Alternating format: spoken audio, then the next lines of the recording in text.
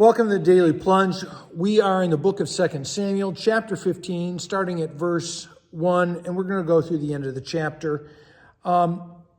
Absalom thinks that his father David is a weak king because he does not execute justice.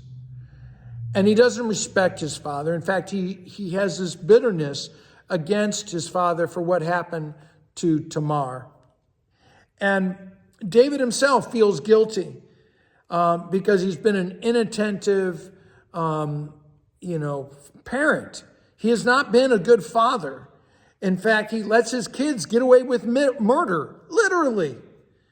And so Absalom rises to power. He assumes a position of influence, and he becomes stronger and stronger. And it all begins because Absalom, again, doesn't respect his father. And so he begins to, provides for himself a chariot with horses and is riding around with that, makes him look like a king. Plus he's got 50 armed men as his personal guard.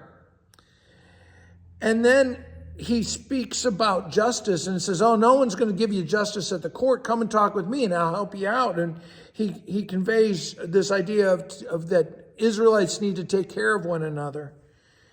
And because he's just so gorgeous, right? I mean, he's handsome from the top of his head down to the sole of his feet. He's got this natural charisma and people are just drawn to him. And it says that he stole the people's hearts. And so they're behind him. And then he takes the leap and he goes down to Hebron and conspires with, this is treason. He conspires with the head of the clans of the tribes and has himself declared the king. Now, we have to recognize Absalom initiates this. He seizes the kingship, and where David was anointed by God and called by God, what's pushing Absalom is his own ambition, his own bitter ambition. Now, David creates this problem because he has faltered in his natural leadership abilities. He's no longer going out to battle. He's no longer leading the army and the people. He is distant and out of touch with the people. And he tries to play it safe down the middle, tries not to offend. And by doing so is paralyzed. He's doing nothing, not executing justice. And so when Absalom declares that he himself is king, David flees the capital city, which seems kind of crazy that already he's so fearful. He immediately leaves.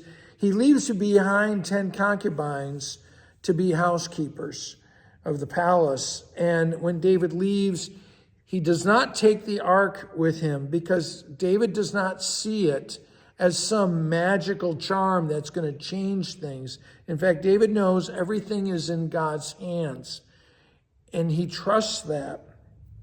He tells that to the priest and says, go back and be agents for for me. Be my eyes and ears in the city.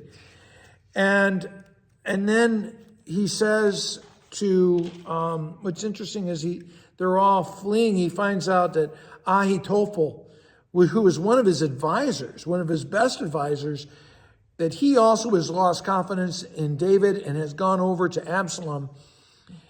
And he says to Hushai, who is one of his advisors, I need you to go back because you're just going to be a burden to me here, but you go back and you be a part of arguing against that guy's advice.